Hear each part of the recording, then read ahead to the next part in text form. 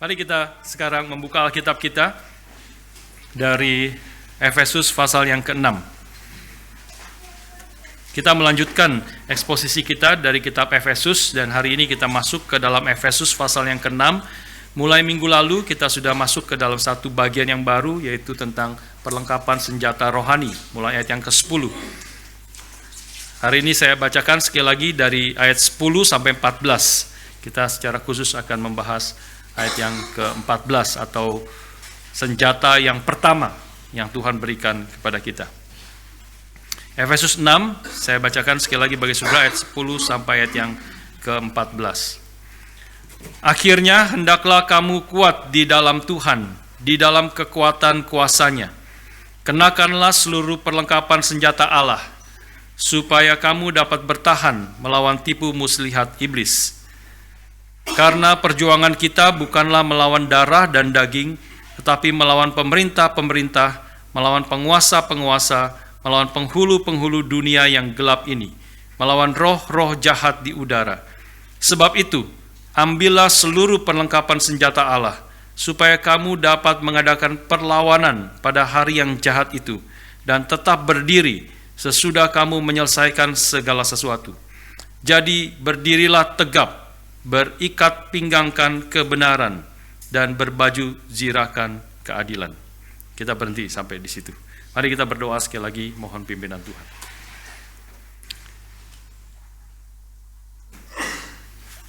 Bapa di surga, kami bersyukur sekali lagi untuk kesempatan yang Kau berikan kami boleh datang berbakti, beribadah bersama-sama dengan umat-Mu, datang ke hadiran Tuhan melalui juru selamat kami Yesus Kristus yang telah mati dan menebus kami dari dosa-dosa kami.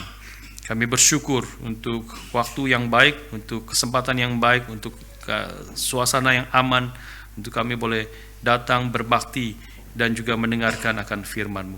Kami menyerahkan waktu pemberitaan firman pada pagi hari ini ke dalam tangan Tuhan. Berkati setiap kami ya Tuhan, Kau yang telah memimpin kami tiba di tempat ini. Tuhan, teduhkan hati kami, pimpin pikiran kami, dan arahkan seluruh akan hidup kami, sehingga firman Tuhan yang boleh kami dengar boleh membentuk hidup kami yang sesuai dengan kehendak Tuhan, mempermuliakan nama-Mu, dan kami boleh mengalami sukacita yang berlimpah-limpah di dalam Engkau.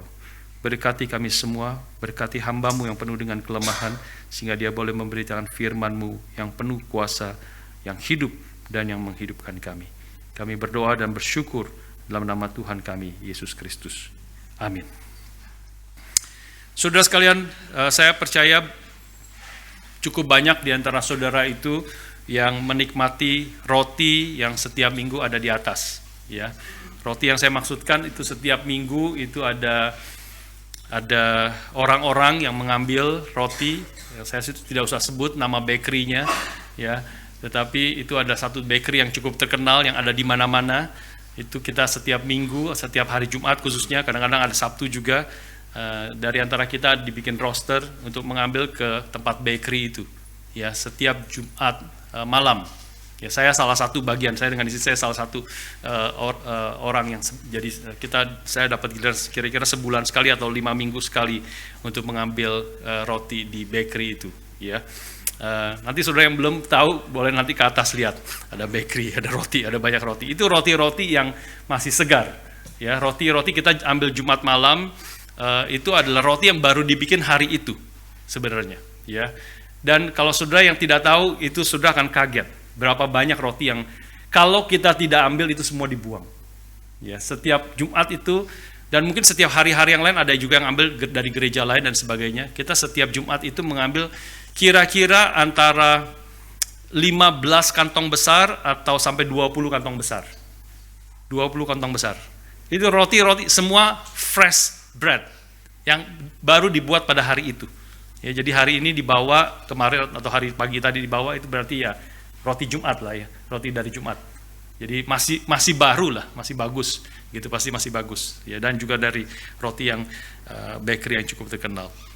Saudara sekalian, inilah satu realita hidup kita di tengah-tengah kota Melbourne, ya, dan juga mungkin negara yang maju begitu. tidak tahu kenapa mereka bikinnya begitu banyak, kita juga tidak terlalu mengerti secara detail.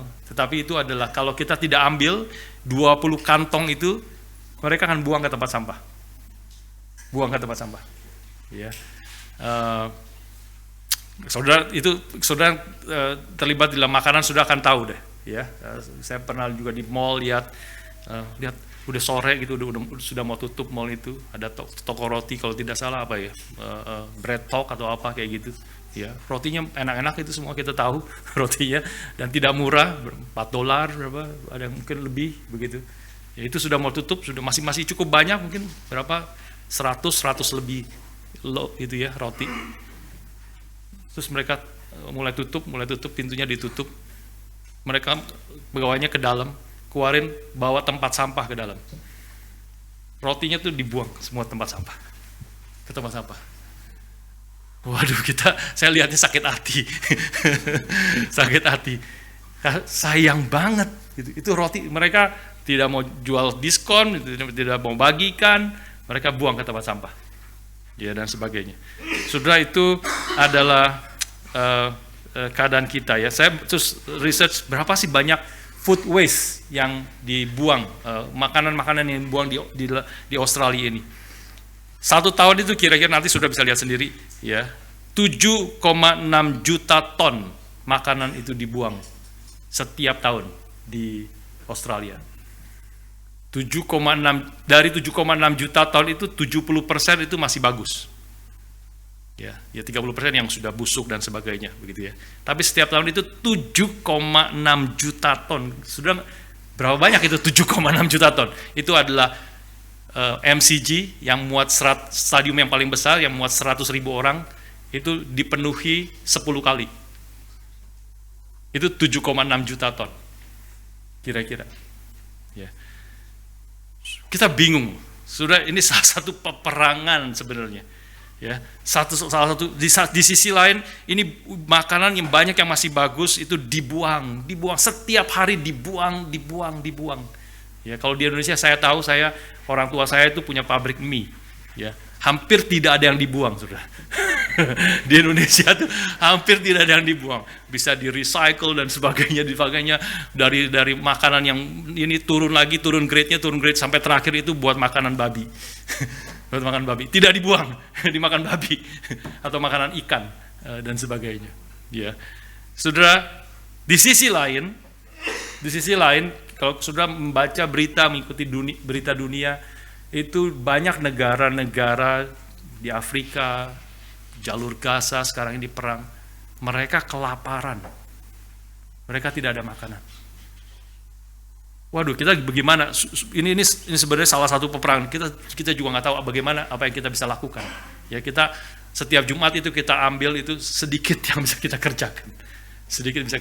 Kita bagikan setiap kali, hampir habis, dan kita semua menikmati. Ya, setiap kali. Saya sendiri juga menikmati. Ya, ada roti tawar yang bagus-bagus, wholemeal. Ya, setiap hari makan roti itu, nggak beli roti lagi, hampir nggak pernah beli roti. Sekarang mungkin jemaat Gary Melbourne nggak pernah beli roti, karena banyak kita menerima roti itu. Ya, saudara sekalian. Tapi di sisi lain, yaitu sekali lagi ada banyak kelaparan, di banyak negara orang-orang kekurangan makanan, sedangkan di tempat negara seperti kita makanan yang masih bagus itu dibuang-buang. Ini salah satu battles kalau ada orang-orang yang terlibat di dalam pekerjaan seperti ini, memikirkan ini, itu saya rasa sesuatu yang worth pursuing. Ya, saudara sekalian yang lebih dekat dengan kita, ya, saya kasih contoh beberapa peperangan yang kita sedang hadapi. Yang lebih dekat dengan banyak di antara kita, yaitu mungkin perang terhadap penggunaan digital device, ya, HP, tablet, laptop, khususnya bagi anak-anak yang memakai itu secara berlebih-lebihan. Nah, ini jadi problem yang besar sebenarnya, bukan hanya di Australia, di banyak negara, bagaimana anak-anak itu menjadi addicted, ya, mereka sulit konsentrasi, mereka selalu interaktif. Sudah bayangkan anak-anak kalau dari kecil terus dibiasakan seperti itu, mereka sekarang duduk di sini dengarkan 1 jam khotbah. Bagaimana bisa? Mereka tidak bisa di dalam Karena waktu di scan otaknya pun sudah ada mengatakan itu damage. Otaknya itu ada damage. Kalau orang-orang yang sudah, anak-anak yang sangat addicted kepada game, kepada social media, kepada apa, depresi, mental health skyrocket sekarang ini. Karena hal-hal seperti itu salah satu peperangan yang kita sedang hadapi, ya. Contoh terakhir adalah tadi diumumkan kita masuki semester yang baru, ada pemuda-pemuda yang baru datang, pemuda-pemuda kita juga sebagian lulus dari high school, mereka banyak yang datang masuk sekolah ke universitas. Itu juga peperangan. Ini waktu yang krusial, terus kita diingatkan setiap tahun, harap saudara-saudara semakin banyak yang ikut terlibat di dalam pelayanan ini. Selain pemuda-pemudi sendiri, kita mendukung, kita pikirkan hal-hal yang bisa kita kerjakan, ya kita support para pemuda-pemudi yang terjun membagikan flyer setiap semester. Itu kita tahu ada banyak pemuda-pemudi datang, para mahasiswa datang, yang mereka akan masuk ke dalam dunia yang sangat sekuler. Mereka meninggalkan keluarga mereka juga mungkin sebagian juga adalah orang-orang Kristen dari gereja, sebagian dari GRI di Indonesia, dan datang ke sini. Sekarang mereka jauh dari orang tua. Tidak ada lagi yang memaksa mereka, tidak ada lagi yang memperhatikan mereka, tidak ada lagi orang yang bisa mengetahui apa yang mereka lakukan. Setiap hari mereka sekarang bisa bebas. Ini peperangan untuk kita boleh memenangkan mereka, peperangan supaya jiwa mereka boleh diselamatkan, peperangan mereka pikirannya dibentuk oleh kebenaran firman Tuhan. Karena kalau tidak dibentuk oleh firman Tuhan, maka mereka akan dibentuk oleh dunia ini dan makin hidup jauh daripada Tuhan, dan kemudian hasilnya akan makin jauh dan makin menghasilkan banyak kerusakan di tengah-tengah akan dunia ini. Saudara sekalian, saya kasih contoh beberapa hal ini bukan membawa kita overwhelmed terlalu banyak, ini hanya beberapa contoh saja. Saya percaya saudara di dalam bidang yang berbeda-beda, saudara tahu kita harap kita semua sadar melalui renungan dari minggu lalu dan hari ini dan beberapa minggu ke depan, bahwa kita ada di dalam pertempuran atau peperangan. We are in the midst of battle. Ya. Setiap hari, setiap waktu, setiap minggu, setiap tahun. Kemarin di Pemuda juga saya ingatkan itu, dan kita bersyukur ada dalam gerakan Reform Injili, gereja Reform Injili yang pendirinya adalah terus sadar. Pak Tong sampai masa tuanya terus sadar bahwa we are in the midst of battle.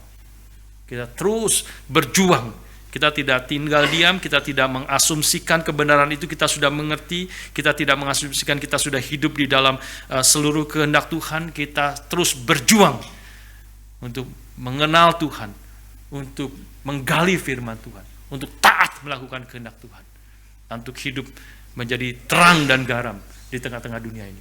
Itu kalimat battle. Engkau adalah garam dunia. Artinya dunia ini sedang menuju pembusukan. Kau harus berfungsi sebagai garam. Kau adalah terang dunia. Artinya dunia ini adalah kegelapan. Kau menerangi, kau terang dunia, kau menerangi dunia yang gelap. Artinya kita in the midst of battle. Saudara sekalian, dari minggu lalu kita sudah diingatkan, dan hari ini kita kembali merenungkan akan kebenaran ini. Ini adalah pertempuran atau peperangan yang hanya bisa dimenangkan dengan kekuatan yang Tuhan berikan. Ini bukan peperangan yang kita bisa menang dengan kekuatan kita sendiri, dengan hikmat kita sendiri. Kita harus berjuang, kita harus bersandar, kita harus menyangkal diri, memikul salib dan mengikut Kristus. Tetapi ini adalah pertempuran yang hanya bisa dimenangkan ketika kita bersandar kepada Tuhan, ketika kita memakai seluruh perlengkapan senjata Allah yang Tuhan telah berikan kepada kita. Karena ayat 12 mengatakan perjuangan kita bukanlah melawan darah dan daging, tetapi melawan pemerintah-pemerintah. For our struggle is not against flesh and blood, but against the rulers, against the authorities, against the powers of this dark world, and against the spiritual forces of evil in the heavenly realms. Inilah peperangan kita. Kita tidak akan mampu, kita tidak akan bisa melawan segala kekuatan gelap di tengah-tengah dunia ini yang muncul dari berbagai macam cara yang ada di dalam dunia ini. Seperti tadi saya contoh-contoh yang saya katakan, kita memerlukan Tuhan, kita perlu bersandar kepada Tuhan, dan kita perlu memakai senjata, perlengkapan senjata Allah yang Tuhan telah berikan kepada kita. Saudara sekalian, kita juga perlu mengerti ini adalah panggilan yang Tuhan berikan kepada kita, orang-orang Kristen. Ini bukan panggilan kepada orang yang bukan Kristen, orang yang belum mengenal Tuhan. Mereka ya mungkin punya peperangannya sendiri, ya kesulitan sendiri, tetapi peperangan di sini yang Tuhan inginkan kita berjuang, berperang adalah bagi kita yang telah mengalami sendiri kemenangan di dalam Kristus. Kita sendiri adalah bagian daripada yang diperangi oleh Tuhan, melalui umatnya, melalui hamba-hambanya.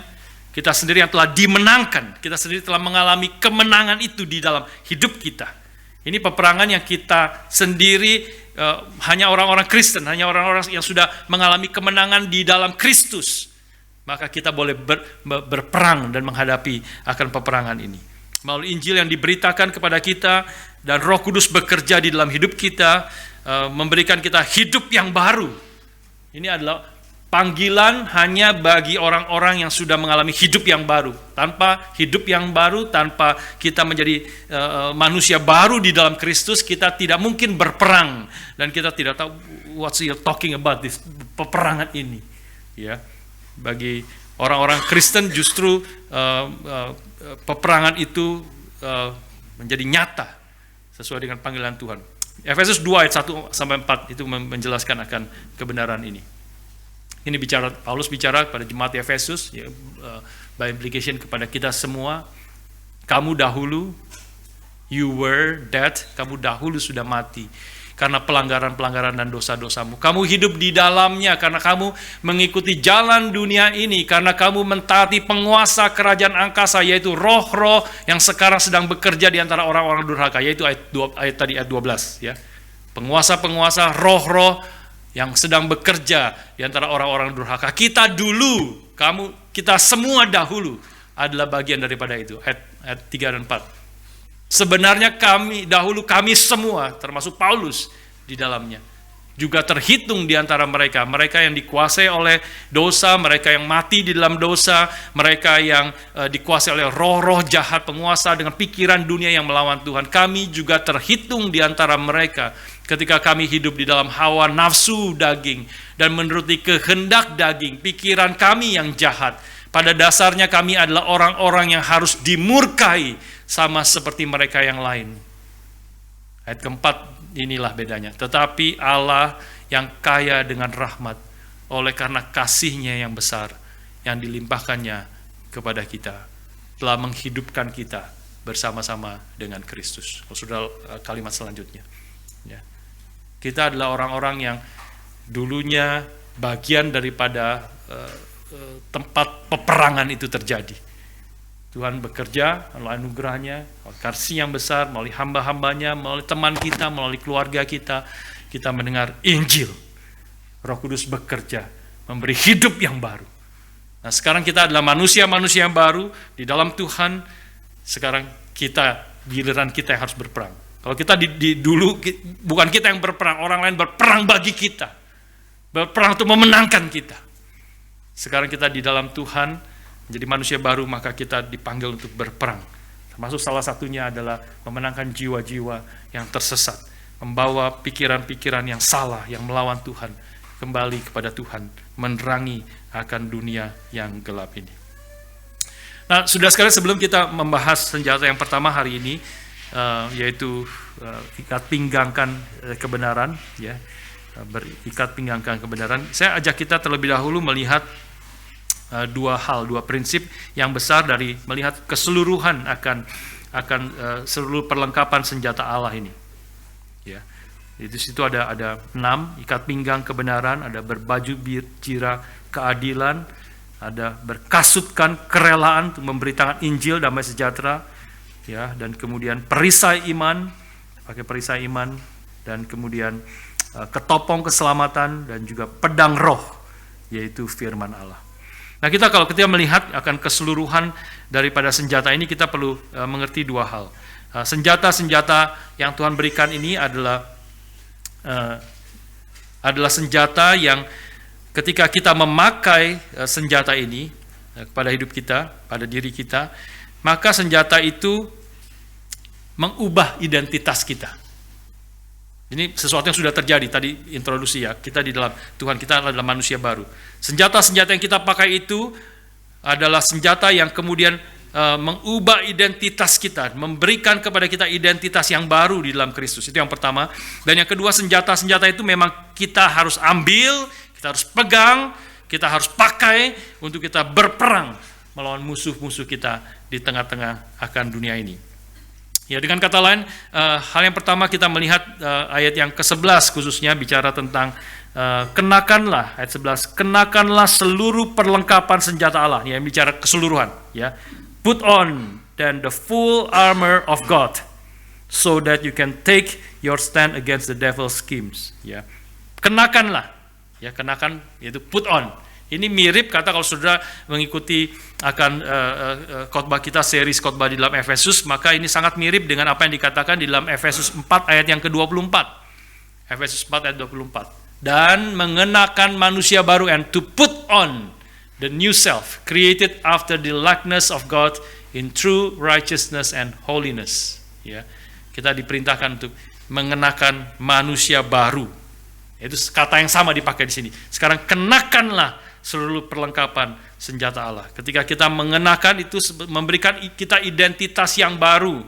Kita tahu di situ ini bukan sesuatu yang gambaran Paulus mengatakan put off old self, put on the new self, tanggalkan manusia lama, pakailah manusia baru. Ini seperti gambaran baju memang begitu ya, tapi bukan sekedar di luar, tapi karena yang dipakai itu adalah diri manusia yang baru itu.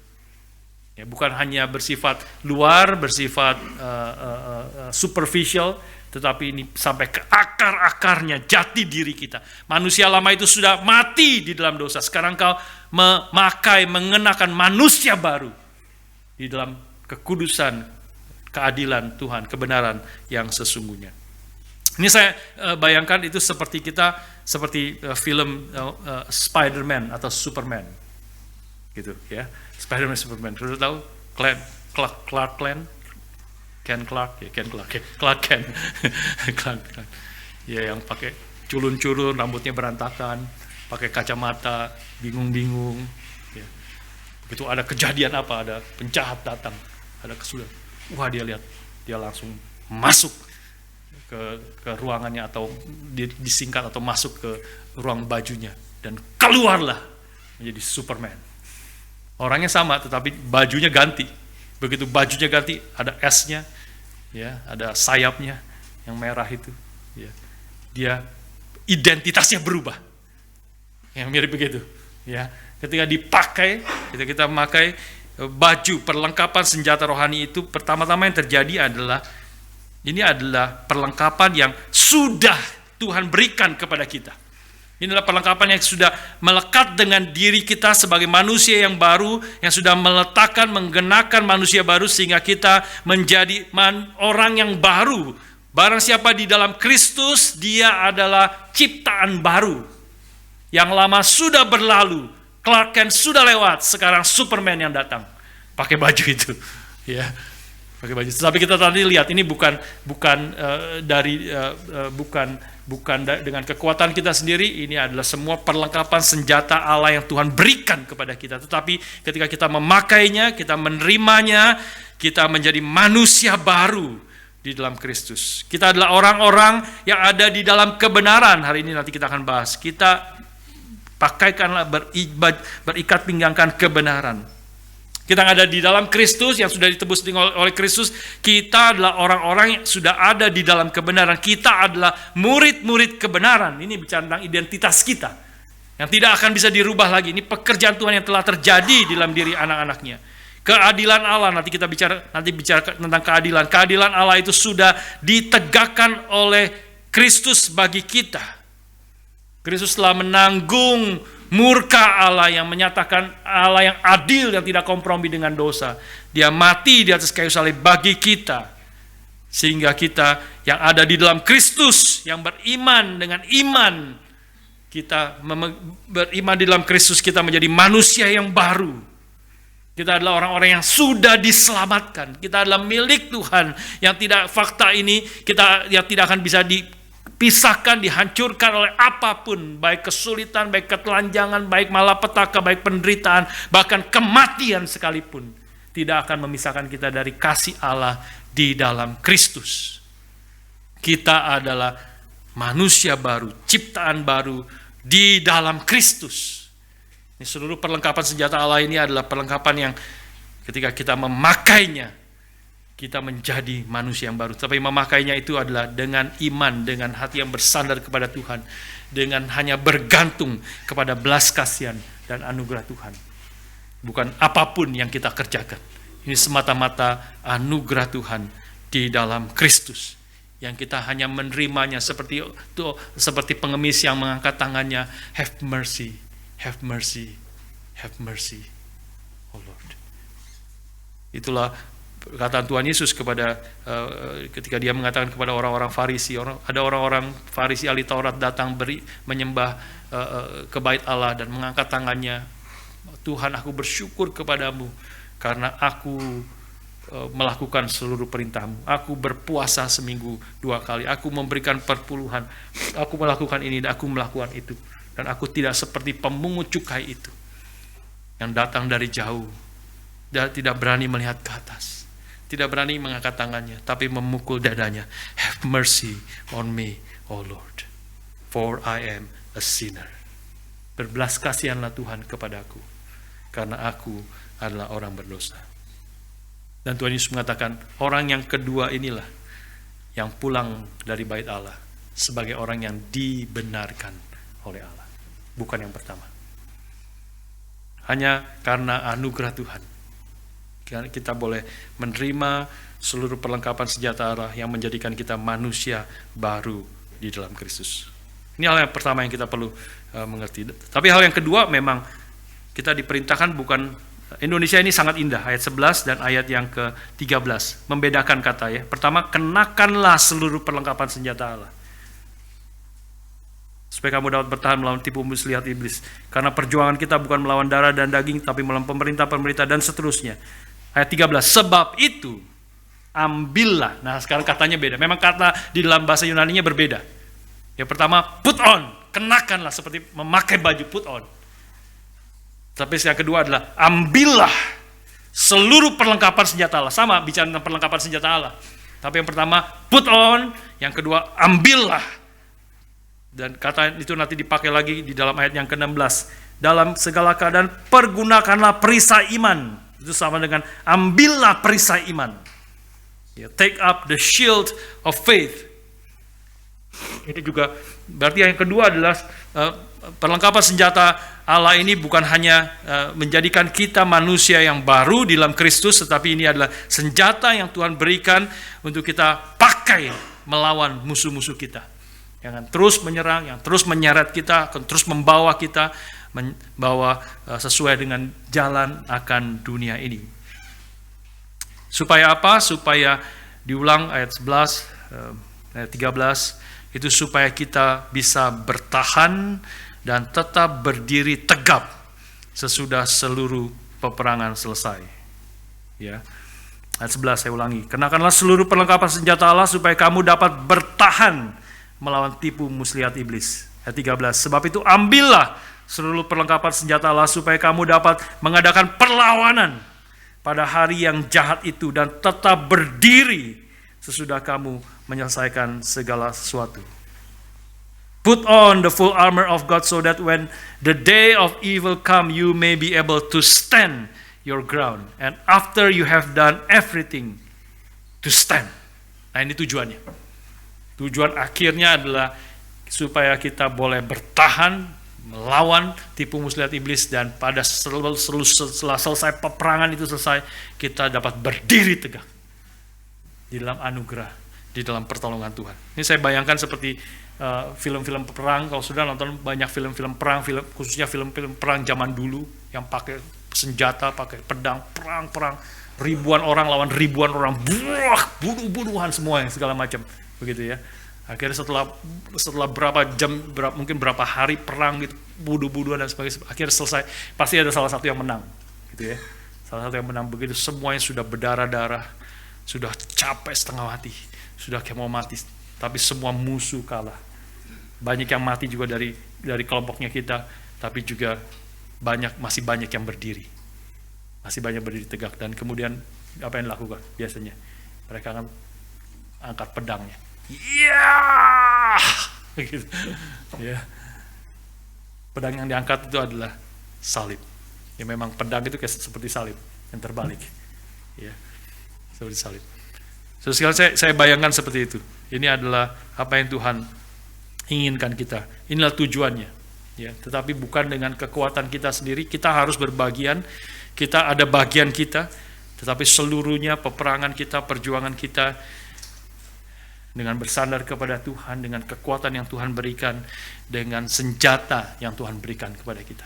Hanya dengan hal itu kita bisa menang. Ini bukan dengan kekuatan kita sendiri, tapi bersandar kepada Tuhan dan berdasar senjata, perlengkapan senjata Allah yang Tuhan berikan kepada kita. Hari ini kita akan bahas satu, ya, perlengkapan ini secara lebih detail, yaitu ikat pinggang kebenaran.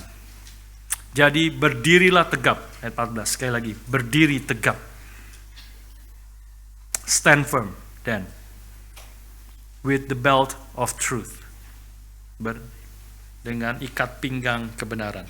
Ini gambaran pertama. Ini semua gambaran juga tentu ada konteks seperti tentara Roma, perlengkapan senjata untuk berperang.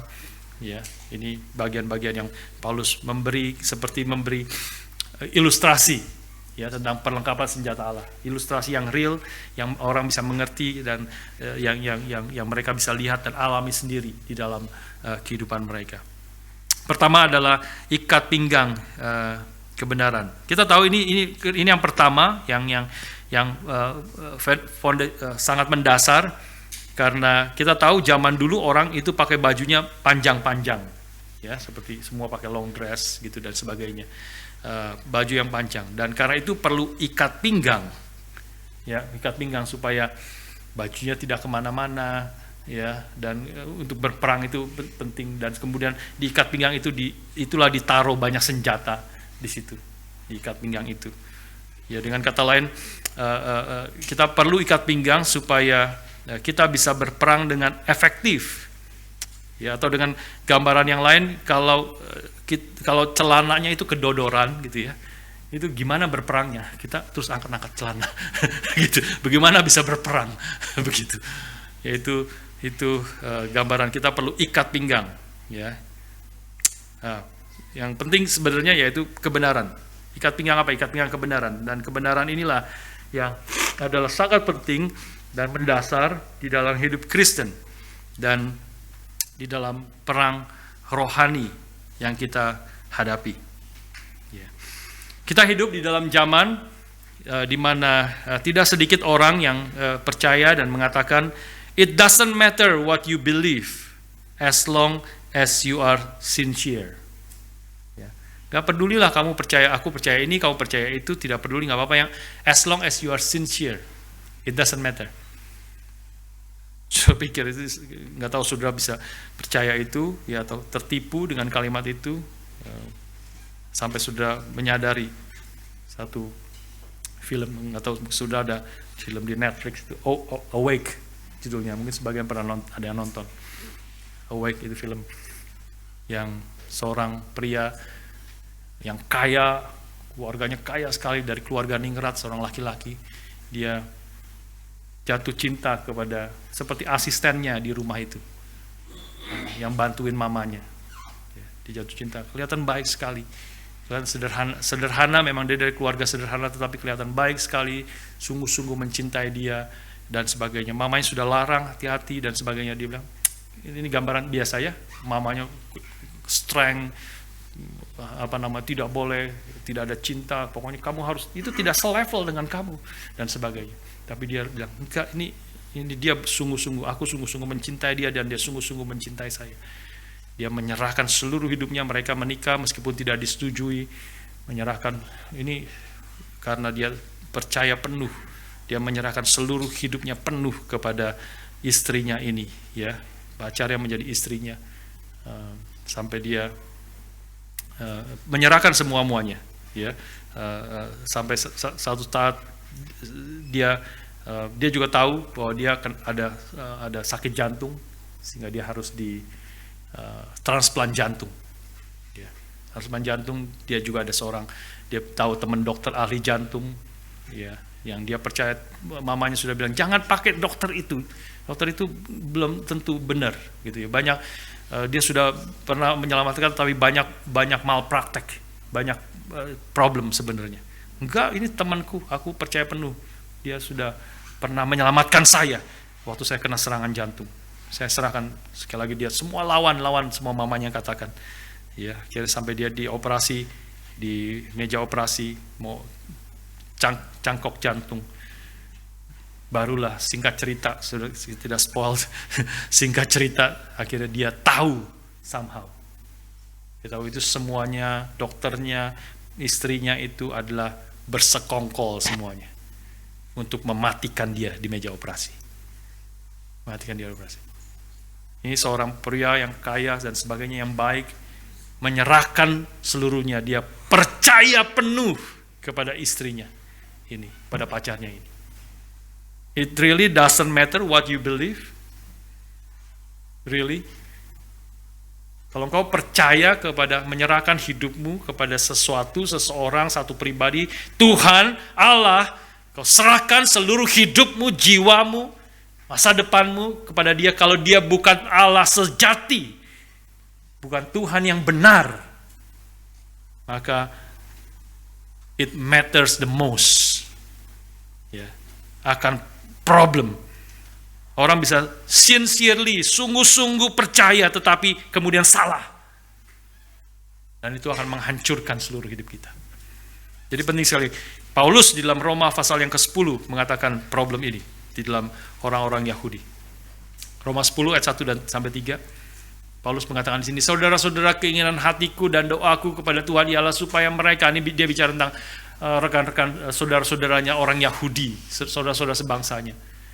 Keinginan hatiku, my heart's desire and prayer kepada Tuhan, supaya mereka diselamatkan, supaya mereka juga diselamatkan, sebab aku dapat memberi kesaksian tentang mereka bahwa mereka sungguh-sungguh giat untuk Allah, tetapi tanpa pengertian yang benar. I bear them witness, balik dulu sebelum, ya. I bear them witness that they have zeal for God. Mereka sungguh-sungguh giat, but not according to knowledge. Artinya mereka bukan di dalam pengertian yang benar, mereka menuju kebinasaan. Karena itu Paulus berdoa supaya mereka diselamatkan. Ayat ketiga. For being ignorant, sebab oleh karena mereka tidak mengenal kebenaran Allah, dan oleh karena mereka berusaha untuk mendirikan kebenaran mereka sendiri, maka mereka tidak takluk kepada kebenaran Allah. Saudara sekalian, dan mereka menuju kebinasaan. Paulus berdoa, orang bisa benar-benar sungguh-sungguh, sincerely, zealous dan sebagainya, tetapi percaya, sungguh-sungguh percaya kepada kebohongan, dan hasilnya adalah kebinasaan.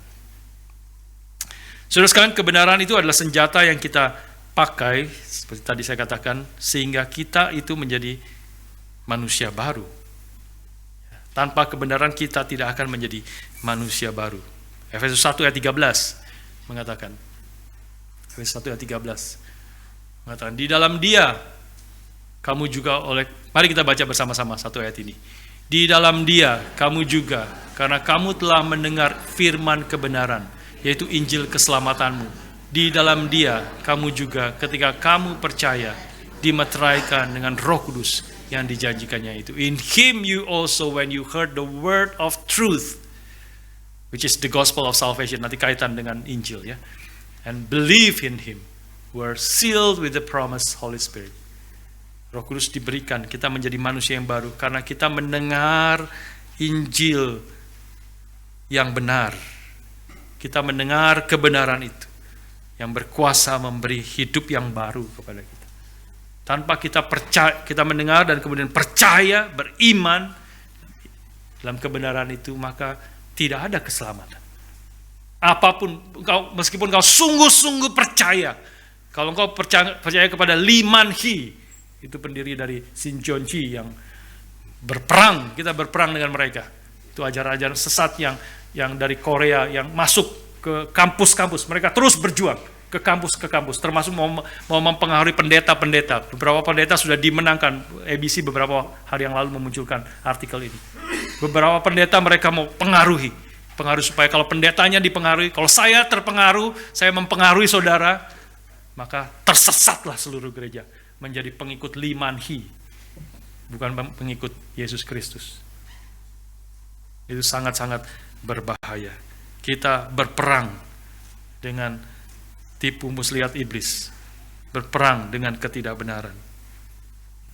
Karena ini adalah senjata yang dipakai oleh setan, yaitu penipuan, pembohongan, yang disebut sebagai bapa segala dusta. Yohanes 8 ayat 44. Yohanes 8 ayat 44. Skip sedikit ya. Boleh muncul Yohanes 8 ayat 44. Itu mengatakan, ada? Tidak ada. Yohanes 8:44, ya. Inilah perkataan Tuhan Yesus kepada orang-orang Farisi yang terus melawan, yang terus menentang pengajaran, mencoba merusak akan pekerjaan perkataan Tuhan. Tuhan Yesus mengatakan, iblislah yang menjadi bapamu. You are of your father the devil. Iblislah yang menjadi bapamu. Dan kamu ingin melakukan keinginan-keinginan bapamu. Ia adalah pembunuh manusia sejak semula dan tidak hidup dalam kebenaran. Tidak hidup dalam kebenaran. Sebab di dalam dia tidak ada kebenaran. Apabila ia berkata-kata dusta, ia berkata-kata atas kehendaknya sendiri, sebab ia adalah pendusta dan bapa segala dusta. For he is a liar and the father of lies. Ya. Penting sekali kita boleh mengerti kita adalah berperang dengan segala ketidakbenaran tengah-tengah dunia ini. Dan kita harus berjaga-jaga karena banyak orang yang sudah tersesat.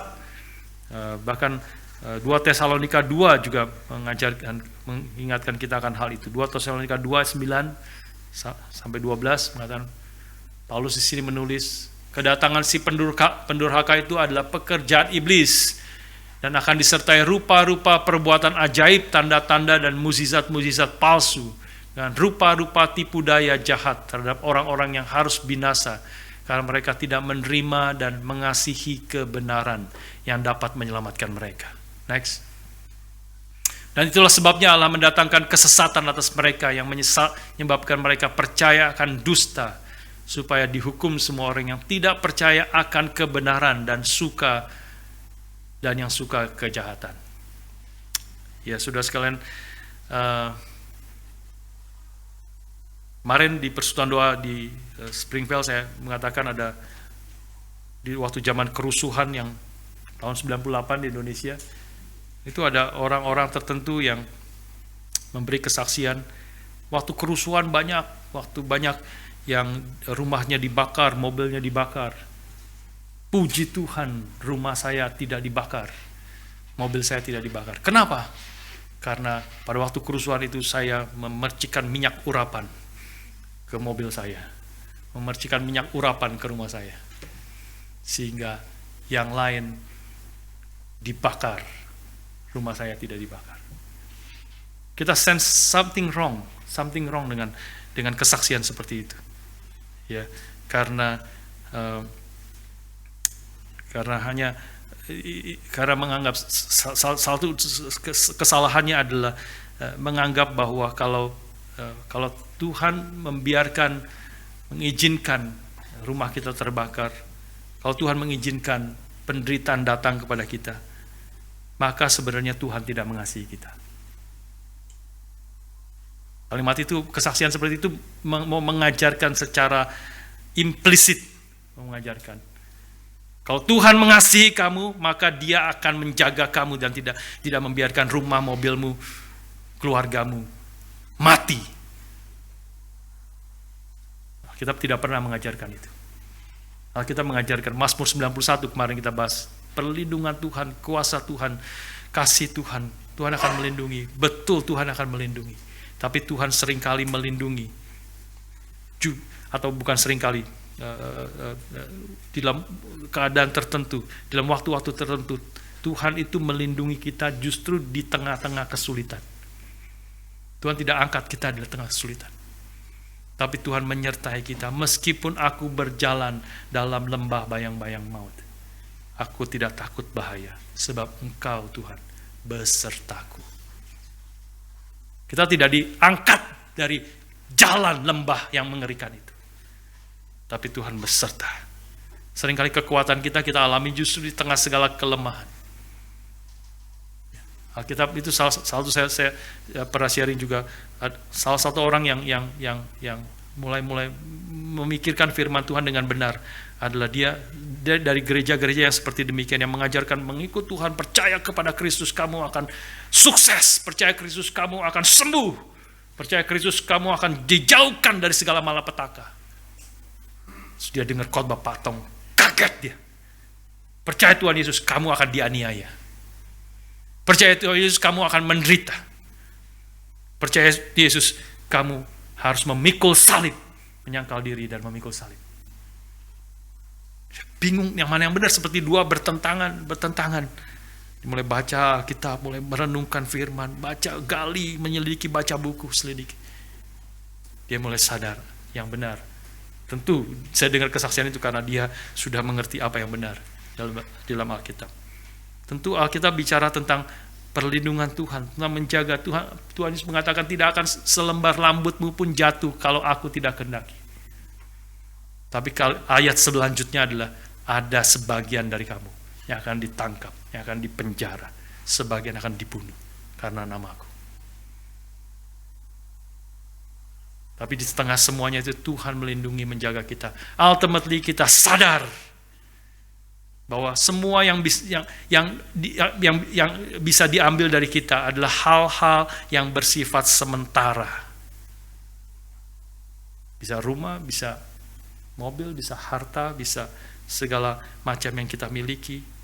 Hal-hal hanya bersifat yang sementara, tetapi diri kita yang sesungguhnya, yang paling penting, yang paling berharga dalam diri kita, jiwa kita, keselamatan kita, hidup kekal, tidak akan direbut daripada kita.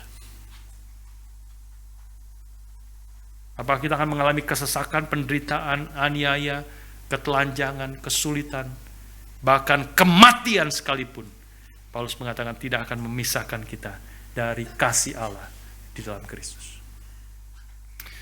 Karena itu kita harap kita kembali kepada Tuhan.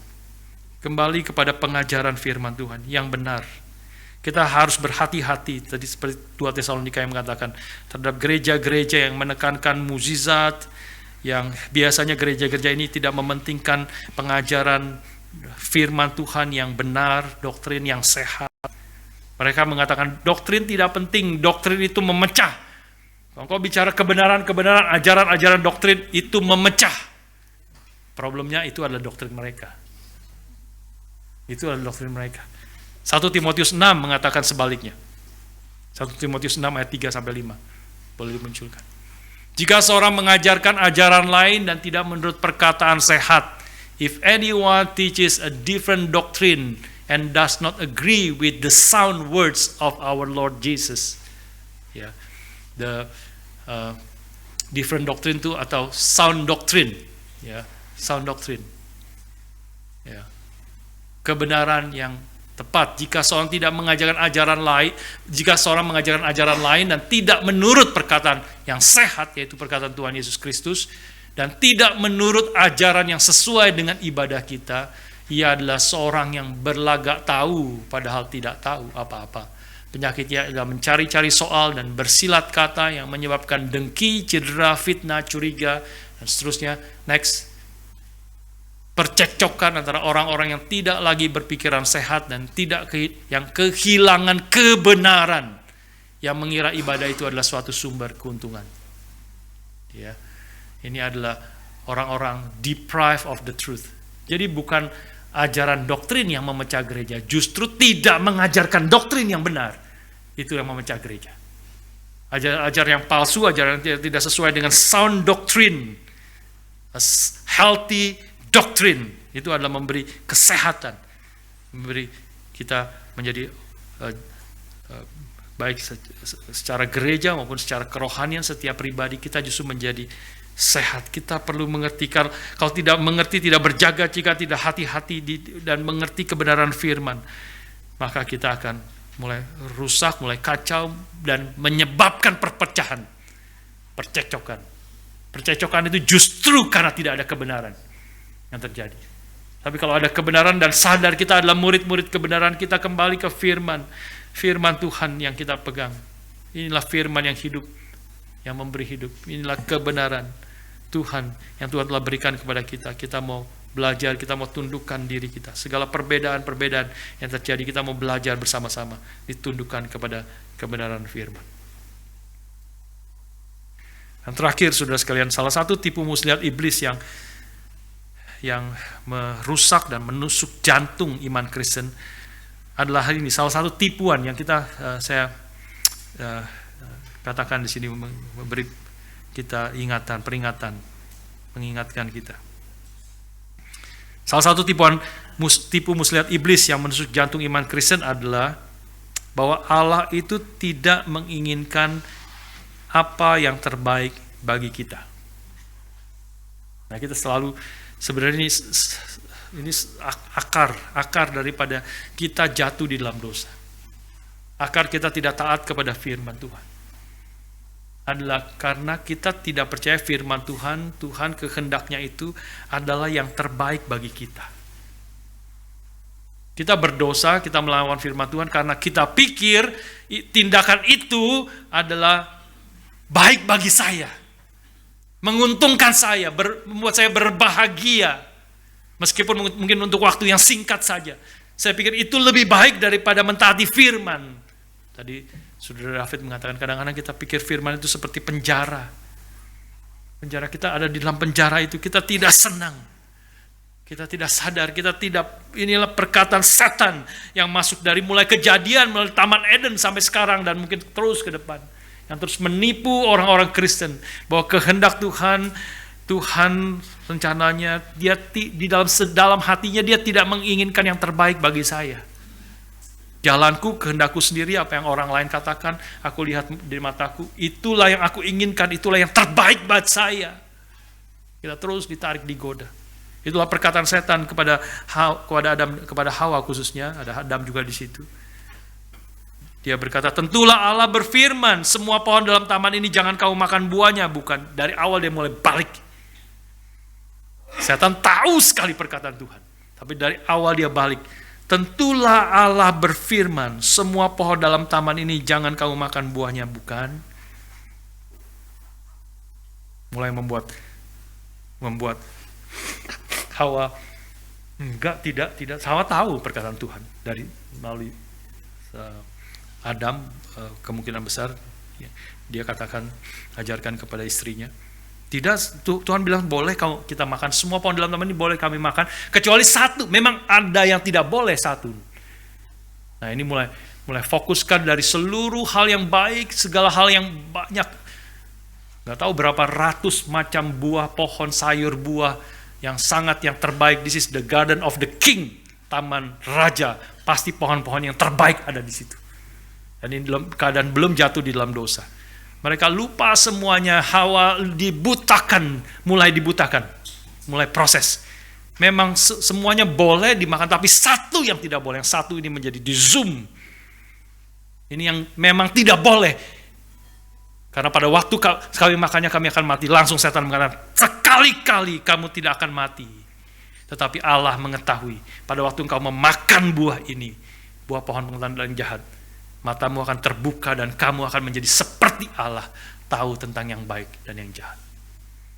Perkataan setan itu mau masuk ke dalam mencurigai hati daripada Tuhan.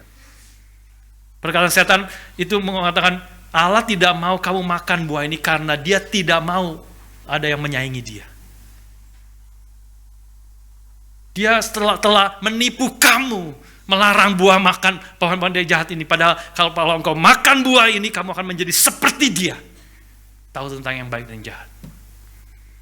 Jadi Adam dan Hawa kemudian makan karena dia mulai tertipu bahwa dia pikir rencana Tuhan, God is not fair.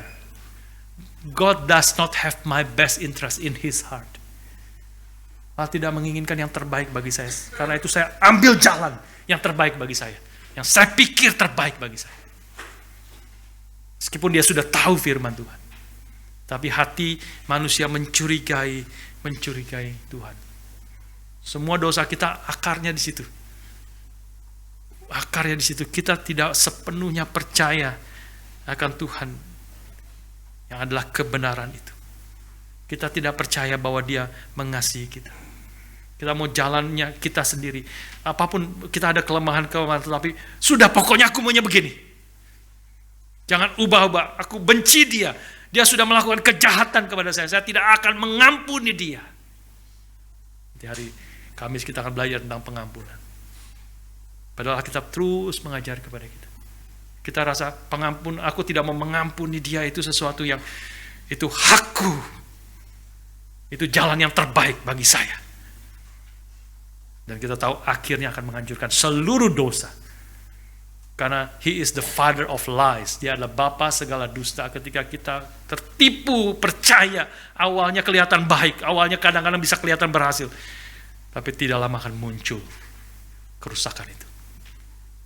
Dan lebih bahaya kalau kita keluar dari jalan yang benar, yang sejati. Kembali jawabannya kepada salib Kristus. Ya, bicara tentang kebenaran, tentang tipu muslihat iblis ini. Kembali kepada Roma 8:32 yang mengatakan dia bapa yang tidak menyayangkan anaknya sendiri. Tidak menyayangkan anaknya yang tunggal, Yesus Kristus. His own dear beloved son. Yesus Kristus. Allah tidak menyayangkan anaknya sendiri, tetapi menyerahkannya bagi kita. Bagaimana mungkin dia tidak memberikan segala sesuatu yang kita butuhkan bersama-sama dengan dia. Ayat itu biarlah kita pegang sedalam hati kita, sedalam jiwa kita, di dalam segala kesulitan, pergumulan, pencobaan yang kita sedang alami. Kita percaya melihat ke salib Kristus, kita percaya dia telah memberikan segala-galanya bagi kita. Maka dia pasti memelihara, kita masih menjaga. Ada seorang yang mengatakan, itu kita seperti tidak percaya kepada ayah kita yang telah memberikan Ferrari kepada kita. Dan kemudian kita tidak percaya dia akan memberikan uang parkir untuk kita parkir Ferrari itu. Itu seperti itu. Kalau kita tidak percaya akan kebaikan, pertolongan Tuhan, pimpinan Tuhan dalam hidup kita. Dia telah memberikan anaknya yang tunggal bagi kita. Dan ini adalah senjata yang kebenaran itu, kebenaran yang dipegang, yang puncaknya dinyatakan dalam Kristus, apa yang dia kerjakan. Tetapi ini juga adalah kebenaran yang Kristus sendiri pakai seperti sebelumnya minggu lalu saya sempat bahas. Ini adalah seluruh senjata, ini adalah senjata yang dipakai oleh Kristus itu sendiri seumur hidupnya. Dia melawan ketidakbenaran, dia mengatakan kebenaran, dia membongkar kesalahan, dia hidup di dalam kebenaran dan memegang terus kebenaran itu sampai mati. Sampai mati. Di atas kayu salib pun setan terus menghantam dia dengan ketidakbenaran, melalui memakai orang-orang di sekelilingnya. Mengatakan, mengolok-olok dia di atas kayu salib, jika engkau anak Allah, turunlah dari salib itu. Orang lain dia selamatkan, tetapi dirinya sendiri tidak dapat diselamatkan. Turun dari salib itu dan kami akan percaya kepadamu. Perkataan-perkataan kebohongan, tipuan yang menusuk, merusak. Tapi Kristus terus berpegang kepada kebenaran dari misi Bapa kepada dia. Dia tahu dia datang untuk menyerahkan nyawanya menjadi tebusan bagi banyak orang. Dia tidak turun dari salib itu. Karena kalau dia turun dari salib itu, justru tidak ada orang yang bisa percaya kepadanya. Justru percaya kepada Kristus menjadi tidak ada faedahnya dan artinya kalau dia turun dari salib itu. Tidak ada keselamatan bagi kita kalau Kristus tidak mati mencurahkan darahnya bagi kita. Dia terus bertahan di atas kayu salib itu. Seluruh perkataan di atas kayu salib itu adalah perkataan kebenaran. Dia mengatakan, it is finished. It is accomplished. Sudah selesai. Tugas yang Tuhan berikan, Bapa berikan kepada dia. Sampai selesai. Karena itu Tuhan, Bapa memberikan kemuliaan bagi dia. Memberikan dia nama di atas segala nama, sehingga di dalam nama Yesus semua lidah akan mengaku, semua lutut akan bertelut mengaku dia adalah Tuhan. Karena dia terus setia kepada panggilan kebenaran misi yang Bapa berikan kepada dia. Marilah saudara-saudara sekalian, kita teguh berpegang kepada kebenaran di dalam kasih. Bagian sebelumnya bicara, kita teguh berpegang dalam kebenaran di dalam kasih. Dengan demikian kita bertumbuh di dalam segala hal ke arah Kristus yang adalah kepala gereja. Kita mengatakan kebenaran, hidup dalam kebenaran, tidak kompromi terhadap dosa, terhadap kebohongan. Kristus sendiri berkata, kuduskanlah di dalam doa sebelum dia naik ke kayu salib. Kristus berdoa, kuduskanlah mereka murid-muridnya dalam kebenaran. Firman-Mu adalah kebenaran. Baiklah, kita boleh terus dikuduskan, memakai, berikat pinggangkan kebenaran. Artinya kita sudah menjadi manusia baru karena kebenaran Injil. Kita terima, kita percaya. Sekarang kita mengikat pinggang kebenaran. Hidup di dalam kebenaran. Melawan kejahatan, melawan tipu muslihat. Salah satu caranya adalah membaca, merenungkan firman setiap hari. Merenungkan firman kebenaran. Kita hidup di dalamnya, merenungkan itu. Saudara, saya mendorong setiap kita, mengingatkan setiap kita. Tidak ada yang tahu, saudara. Saya tidak tahu pasti kehidupan saudara masing-masing. Mungkin teman-teman KTB saudara juga tidak tahu. Tapi mungkin keluarga saudara tahu, istri saudara tahu, suami saudara tahu, anak-anak saudara tahu. Apa yang kau lakukan setiap hari? Apakah kau sebenarnya ada waktu membaca firman? Firman yang hidup, firman yang benar. Firman yang adalah lebih berharga dari emas, bahkan dari banyak emas tua, dan lebih manis dari madu, bahkan dari madu tetesan dari sarang lebah. Biar kita boleh merenungkan firman siang dan malam. Sebab dengan demikian perjalananmu akan berhasil. Firman Tuhan mengatakan. Dan kau akan beruntung. Berhasil menurut Tuhan. Beruntung menurut Tuhan. Menurut definisi firman Tuhan sekali lagi. Bukan keberhasilan menurut pikiran daripada dunia ini. Baiklah, kita berikat pinggang kebenaran. Dan kita berperang di tengah-tengah akan dunia ini. Baru demikian kita bisa menang. Dan kita bisa berhasil melawan musuh-musuh kita. Mari kita berdoa.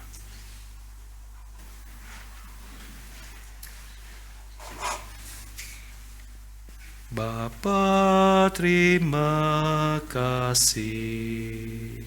Bapa, terima kasih. Bapa di dalam surga, puji terima kasih. Sekali lagi dengan berdiri bersama-sama.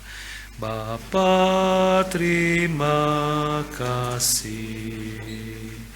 Bapa terima kasih. Bapa di dalam surga, puji terima kasih.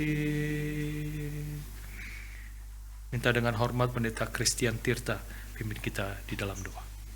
Bapa dalam surga, di tengah dunia yang menawarkan begitu banyak alternatif kebenaran, seringkali sulit untuk kami bedakan. Kami bersyukur bahwa ada keterangan kebenaran Kristus dan kebenaran yang boleh kami dengar, yang boleh kami pahami, yang boleh kami akses secara leluasa. Kami bersyukur untuk kesempatan boleh mendengarkan firman-Mu hari ini, dan biarlah kami boleh menjadi komunitas yang bersama-sama mengenakan ikat pinggang kebenaran, bukan saja dari disiplin rohani kami, tapi bagaimana kami berbicara satu sama lain, dan bagaimana kami menjangkau dunia sekitar kami. Demi nama Tuhan Yesus kami berdoa. Amin. Amin.